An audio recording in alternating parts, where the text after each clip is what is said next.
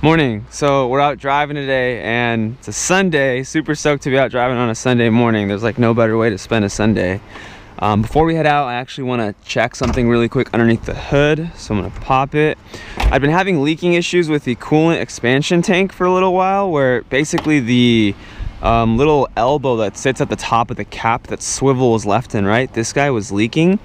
And I was wondering like what the deal was, so I ended up replacing the entire assembly. So this whole thing is brand new and it would still leak, but basically what was going on was that my radiator cap was faulty. There's a spring on the bottom side that regulates how much fluid is allowed to travel from the radiator to the expansion tank, and I guess it was literally missing. So that's crazy, but I got that figured out. So new tank, new cap, that's good to go. Just wanted to make sure that there wasn't any leaking fluid down there. So that's good to know. Besides that, nothing really too much going on with the car. We do have a couple of changes worth mentioning, I suppose. So the front lip spoiler I installed in the last video, so that looks super rad. I'm really happy with it. Obviously not a huge like performance difference or whatever, but I mean, it looks cool and that's what I'm here for. So that looks cool, happy with that. From an actual driving perspective, we have a pretty major change, I would say. So a couple of videos ago, we installed a backyard special lowering seat rail, which is on the car currently. So I don't know if you can really tell really that there's any difference, but it is a little bit lower. It's about an inch, a little bit less, and I'm really happy with it, to be honest with you. Now that I've had it on for a couple of days and I have like a little bit more experience with it, pretty stoked on it for the most part, because it does two major things for you. By lowering the actual pan of the seat, you gain a little bit of clearance underneath the steering wheel as well as above your head. And that to me is a game changer, because I'm 5'11" and change, and that's not very tall at all. But what is like a bigger factor, we'll say, in how much of a difference these really make is like in your body type. If you have like a slightly longer torso where your head is sticking up a little bit higher, for example, like this is going to be a really worthwhile mod for you. If you have like longer legs, then you can honestly just put the seat back and then you're not going to have any issues. So for me, for my height, I think it made a lot of sense. I'm really happy with it. Yeah, so that's the quick review on that. So yeah, I think with that being said, we can probably just get in and go for a drive. Bam. We also rebuilt these seats. I don't know if I mentioned that, but we did some foam reconstruction, and it feels really, really cool because the outer driver bolster is like really firm and does its job. It's supposed to like keep you in the seat, right? Where normally cars around this mileage, 100,000 miles plus, like these are just destroyed, right? And you're getting into the seat and you do get a lot of support, but like getting out is always like a little bit underwhelming because you're crushing this thing that's already been flattened. So that's that. I'm gonna head out in a quick second. Changed the shift knob back because I was smacking the dash on the old one. The extended knob design is just a little bit too tall for me, but went back to the FD2R shift knob. I'm really happy about that. So yeah, cool. I think we're ready to head out.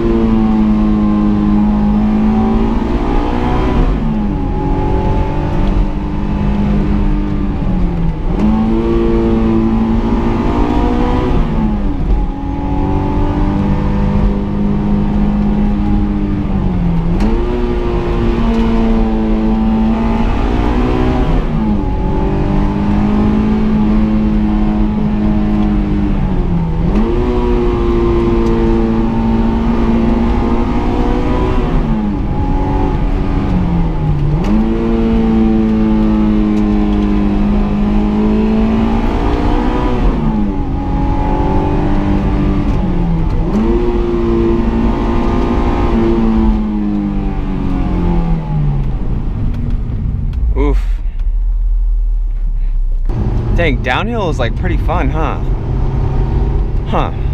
Yo, so thanks for making it to the end of the video. I realized that I didn't do a lot of talking towards the end because I was busy driving, but I wanted to make this video originally because I was supposed to share some quick driving impressions with the seat rail. And if you made it this far in the video, thanks for staying, but I can tell you that it's really not a life-changing experience, although what I can provide for you is that it is just like, it makes that difference between being comfortable and uncomfortable if you're at that specific height. So me, for example, I'm 5'11", as I stated in the video, and I think I have like a slightly longer torso, if that makes sense. So if you're at that height where you're just kind of like, I wish I just had like a little bit more room, then I think it might be worth the while to entertain. But it's definitely not a life-changing experience. Like if your head is 3 inches above the roll bar, I would not recommend like investing in something like that. You probably need a full bucket or something to that effect. That might be more your speed. But yeah, so hopefully it improved the driving POV. Hopefully it kind of brought, a little bit more visibility to the angle that I was using, because that was one of the big reasons that pushed me to go for it and actually purchase the rails, because I wanted that better POV for videos and that type of thing. So yeah, so hopefully this helps. I hope that you found it informative, and I hope that you got a little bit more information if you're in the market for that type of rail. So yeah, more impressions coming through. Thanks for checking this out. See you in the next one.